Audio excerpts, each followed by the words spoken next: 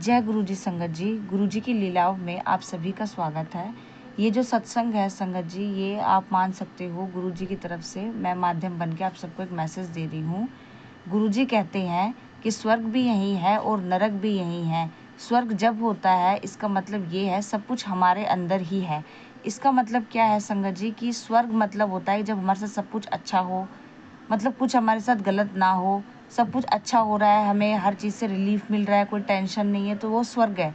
और नरक का मतलब जब हमारे साथ कुछ अच्छा नहीं होता, बुरा होता है और हम किसी को बोल भी देते हैं गुस्से में आके कि ये नरक में जाएगा, या फिर किसी को दुआ देते हैं कि वो स्वर्ग में जाएगा, ये वो कोई कहीं जाता नहीं है। जो कुछ भी है हम इस धरती पे ही रह के सब कुछ का भुगतान करते हैं। स्वर्ग होता है तो स्वर्ग को भोगते हैं, नरक होता है तो नरक को भोगते हैं। मतलब सब कुछ जो होता है वो धरती में ही होता है और सब कुछ हमारे अंदर ही होता है। जैसे जैसे स्वर्ग मतलब कि कोई चीज़ हमारे साथ अच्छी हुई तो हम खुश हुए, तो स्वर्ग क्या हो रहा है, हम जो खुशी है वो दिखाई तो नहीं दे रही है ना, वो हमारे अंदर है, हम अंदर से महसूस कर रहे हैं। जितने भी इमोशंस होते हैं वो स्वर्ग हो गए। और जितने भी हमारे साथ कुछ बुरा हो रहा है, हमें दुख हो रहा है, हमें दर्द हो रहा है, हमें चोट लग रही है, या किसी किसी को हम बुरा भला बोल रहे हैं, अंदर से हम डिप्रेस्ड हैं, अंदर से हमें कुछ अच्छा नहीं लग रहा है, एकदम डिप्रेशन में चल रही है लाइफ, अंदर ही अंदर बड़बड़ा रहे हैं, ज़िंदगी में उथल पुथल है, अंदर अंदर किसी को कोस रहे हैं, अंदर अंदर किसी को खुद को कोस रहे हैं, किसी और को कोस रहे हैं, तो वो नरक है। मतलब जो कुछ भी है वो हमारे अंदर ही समाहित है, सब कुछ हमारे अंदर ही है, कुछ भी बाहर नहीं है, कुछ भी बाहर से हमें नहीं मिलने वाला, या कुछ भी मरने के बाद हमें नहीं मिलने वाला। जो कुछ भी मिलेगा हमें इस धरती पे ही मिलेगा। जो अच्छा होगा तो स्वर्ग होगा और बुरे होगा तो नरक होगा। इसलिए गुरुजी कहते हैं कि किसी से डरने की ज़रूरत नहीं है इस दुनिया में। डरना है तो हमें सिर्फ अपने कर्मों से ही डरना चाहिए, क्योंकि कर्म ही है जो हमें ज़िंदगी में सब कुछ देते हैं। अच्छे कर्म करेंगे तो हमें स्वर्ग मिलेगा और बेकार कर्म करेंगे तो हमें नरक मिलेगा। मतलब नरक तो हमें मिलेगा ही मिलेगा और स्वर्ग भी मिलेगा ही मिलेगा। हमारे डिपेंड करता है कि हम क्या कर रहे हैं, क्या सोच रहे हैं, कैसे इंटेंशंस रख रहे हैं। जो भी हम सोचते हैं, जो भी हमारी इंटेंशंस होती है, वो सब सारी चीज़ें, किसी के बारे में हम बुरा सोचते हैं तो वो भी हमारे कर्मों में इंक्लूड होता है। सोचना भी, अगर बुरा सोच रहे हैं तो वो भी बुरे कर्मों में ही इंक्लूड हो रहा है। अच्छा सोच रहे हैं, अच्छी इंटेंशंस रख रहे हैं तो वो भी हमारे अच्छे कर्मों में ही इंक्लूड हो रहा है। मतलब सोचना भी कर्मों में इंक्लूड होता है।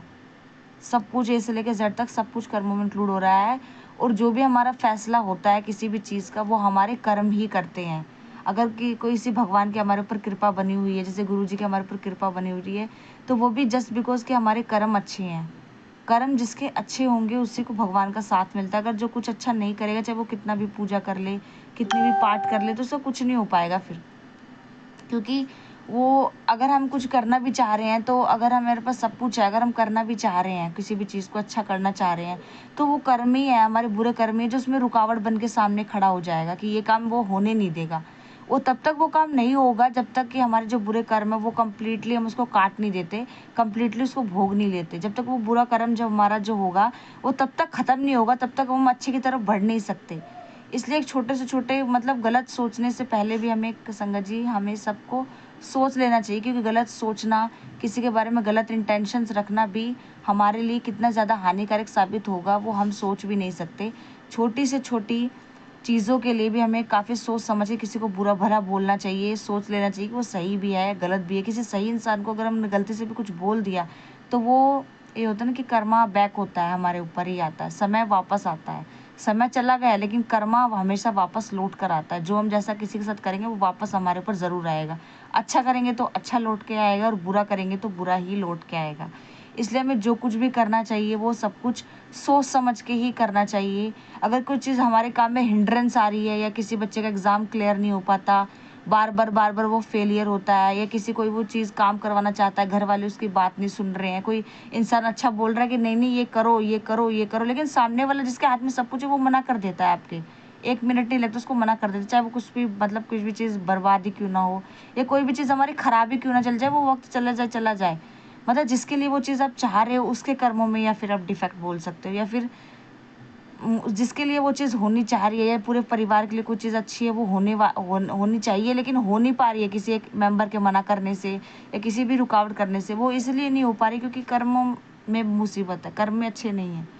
जैसे ही वो आपके कट जाएंगे, कंप्लीट हो जाएंगे, जैसे आपका अच्छा टाइम आएगा वैसे वो चीज़ ऑटोमेटिक सही हो जाएगी। ऑटोमेटिक जो इंसान नहीं मान रहा है वो मान जाएगा।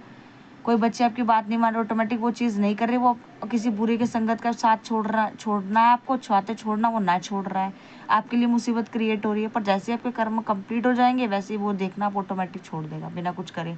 और आप सोचो कि इतने दिन से मैं ये चीज़ समझा रहा हूँ किसी को, ये चीज़ आप ऐसे करो, लेकिन वो चीज़ आप ऐसे वो इंसान कर नहीं पा रहा है। क्यों? क्योंकि आपके जो बैड कर्मा है वो रुकावट बन के आ रहा है। और आपको आप सोचते होंगे कि क्या कर्म कर दिया हमने, सब कुछ अच्छा ही किया, आज तक कुछ नहीं किया, लेकिन आपको नहीं पता, यू डोंट नो कि कितने जन्मों का हिसाब आपका, क्या कर्म आपका कट नहीं पाया उस जन्म में या किसी भी जन्म में, जो अब वो कट रहा है यहाँ पे। अगर आपको ऐसा, अगर आपके साथ कुछ भी आप गलत कर रहे, आपने कुछ गलत नहीं किया और ना ये पिछले जन्म का आपको कुछ गलत है, कोई जानबूझ के आपको परेशान कर रहा है, तो आप देख लेना वहां पे भगवान खड़े पाएंगे आपके लिए। बुराई के बीच में और आपके बीच में हमेशा भगवान खड़े, वो चीज़ आप तक पहुंचेगी ही नहीं, पहुंचने से पहले वो चीज़ खत्म हो जाती है। अगर आपने कुछ नहीं किया, किसी भी जन्म में कुछ गलत किया ही नहीं, आपको तभी उस चीज़ की सज़ा मिलेगी, या सज़ा बोल सकते हैं, आपके साथ तभी कुछ गलत होगा तब तक जब आपके कोई बुरा कर्म हिंड्रेंस बन के आ रहा होगा। चाहे वो मतलब आप बोल सकते हो किसी को पितर दोष लगा हुआ है, किसी को कोई भी दोष लग रहा है, किसी को कोई नेगेटिविटी है, किसी को कोई बीमारी हो रही है, वो इसलिए हो रहा है आपके साथ, इतना पेन आपको झेलना पड़ रहा है क्योंकि आपके कर्मों में हिंड्रेंस कर रहे हैं, आपके बैड कर्मा हिंड्रेंस कर रहा है आपके लिए, इसलिए आपको वो चीज़ कंप्लीटली फेस करनी पड़ रही है। कभी आप देखते हो कि एक की वजह से सबको फेस करना पड़ता है, क्योंकि वो बैड कर्मा आ गया आपने कहीं ना कहीं कि जो बच्चा भुगतान कर रहा है, छोटे बेबी को कभी कुछ हो जाता है, तो वो भी सब कुछ बैड कर्मे की वजह से ही हो रहा है। अगर आपने कुछ गलत नहीं किया किसी भी जन्म में, मतलब कुछ नहीं है आपका मैटर, कुछ आपसे गलती नहीं हुई, अगर कोई जानबूझ के आपको परेशान कर रहा है, कोई कर्मा का वहाँ पे कोई मतलब पॉइंट ही नहीं है, तो फिर वो सब कुछ मतलब भगवान या गुरुजी भी परमात्मा है, वो आते हैं बीच में, आपकी वो चीज़ों को डिलीट कर देते हैं, चाहे वो ड्रीम दर्शन के थ्रू करें या फिर किसी न किसी रूप में करें, किसी जानवर के रूप में, वो चीज़ उसको पड़ जाती है, क्योंकि उससे आपको वो प्रोटेक्ट करते हैं, क्योंकि उसमें आपका कोई मैटर नहीं है, आपने कुछ गलत नहीं किया, तब वो आते हैं। अगर आप मतलब अगर आप सोचते भी हो कि किसी अच्छे मतलब कोई खराब इंसान उससे अच्छा हो रहा है, क्योंकि उसके कर्मा तब तक बचा रहे हैं, जैसे ही वो खत्म होंगे वैसे ही उसको प्रसाद जरूर मिलेगा। ये सब आप सब भी कहीं ना कहीं जानते हो।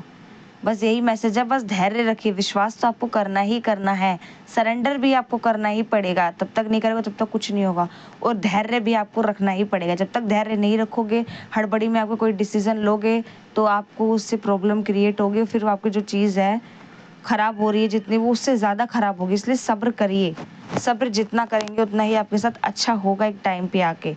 जितना अगर आप हड़बड़ी में कुछ भी कर देंगे और जितना लॉस आपका हो रहा है उससे कहीं ज़्यादा और लॉस हो जाएगा, फिर उससे कोई फ़ायदा नहीं होगा, आपको डबल नुकसान होगा। इसलिए सब्र ज़रूर करिए। जितने भी संगत जी आप सुन रहे हो, कोई आपकी लाइफ में कोई ऐसी प्रॉब्लम है, तो कृपया करके बस मैं आपसे यही कहना चाहूँगी, विश्वास करिए, सरेंडर करिए। सरेंडर का मतलब है सब कुछ छोड़ दीजिए भगवान के ऊपर, इतना मतलब सोचिए मत किसी चीज़ को लेके, बार बार आप इतना ज़्यादा सोच रहे हैं तो stop thinking about the matter which you are thinking. जो भी आप सोच रहे हैं, प्लीज़ प्लीज़ प्लीज़ उस चीज़ के बारे में इतना मत सोचिए कि आपकी रातों की नींद उड़ी हुई है। बस नींद ना आए तो गुरु जी का मंत्र जाप करिए। जितनी भी संगत जी जो नई उठ नहीं पा रही है, सुबह लेट उठती है सोते टाइम पे, लेकिन उठती ज़्यादा नींद आ रही है, किसी को नींद ही नहीं आ रही, तो गुरु जी का जल प्रसाद पीजिए। सबसे पहले पूरे घर में छीट दीजिए, और उसके बाद जल प्रसाद पीने के बाद, पूरे घर में छिड़काव करने के बाद उसको पीजिए, और तब भी आपको नींद नहीं आ रही है, पीने के बाद भी ऐसा होता नहीं है नहीं है, तो आप कंटिन्यूसली मंत्र जाप करिए, और आप देखिएगा कि जब मंत्र जाप करोगे, आप लगातार करते रहिए, आपको नींद पक्का आ जाएगी। और सुबह भी यही, रात को यही अरदास करके सोइए कि आप मुझे जल्दी उठाना गुरुजी महाराज, सब कुछ टाइम से हो, मेरा सब कुछ छोड़कर आप सो जाना। आप देखना आपकी लाइफ में कितना बड़ा चेंज होगा, और हर दिन आप यही स्टेप फॉलो करना। घर में कोई झगड़ा भी हो रहा है तो गुरुजी महाराज से अरदास करना, उनको पुकारना मन ही मन, क्योंकि उनके आगे अगरबत्ती लगाने की आपको नीड नहीं, अगर नहीं कर पा रहे तो कोई दिक्कत नहीं है, आप बस मन ही मन अरदास करना, तो वो भी मोर देन इनफ है, वो भी पर्याप्त है, वो भी काफ़ी है आपके लिए। आपकी प्रॉब्लम सॉल्व ज़रूर होगी। कोई घर में झगड़ा भी हो रहा है, जल प्रसाद छीटिए, किसी बहाने से आप नहीं पिला पा रहे तो छीटिए, घर में किसी बहाने से पिलाने की कोशिश करिए, उसी टाइम छीटने के छीटोगे तो आपका 10-15 मिनट में आपको रिलीफ पक्का मिल जाएगा। तो सबसे बड़ा है, और जितने भी संगत जी सुन रहे हैं आप ज़रूर इस चीज़ को फॉलो करिएगा, मंत्र जाप करिएगा गुरु जी का, ज़्यादा से ज़्यादा जितना हो सके। कोई भी प्रॉब्लम कितनी भी बड़ी क्यों ना हो, वो ज़रूर सॉल्व होगी। आपको लगेगा कि कुछ नहीं हो रहा है, लेकिन होगा। बस आप जो चीज़ मैंने बोली है उसको प्लीज़ फॉलो करिएगा। जय गुरु जी, शुक्राना गुरु जी। और संगत जी, मैं आपको एक और बात बताना चाहती हूँ, इस प्लेटफॉर्म पर ऑडियो सत्संग भी, रिटर्न सत्संग भी शेयर किए जाते हैं। डिस्क्रिप्शन बॉक्स में नंबर दिया गया है, कृपया करके आप उस पर शेयर करिए, आपका सत्संग शेयर कर दिया जाएगा। जय गुरु जी, शुक्राना गुरु जी, अनंतम अनंतम शुक्राना गुरु जी। सत्संग विराम दे रहे हैं, सत्संग तो बहुत सारे विराम देना मुश्किल है, लेकिन फिर भी मंत्र जाप करते हैं सत्संग को विराम देने से पहले। ओम नमः शिवाय, शिव जी सदा सहाय। ओम नमः शिवाय, गुरु जी सदा सहाय। जय जय गुरु जी, धन धन गुरु जी, वाह वाह गुरु जी।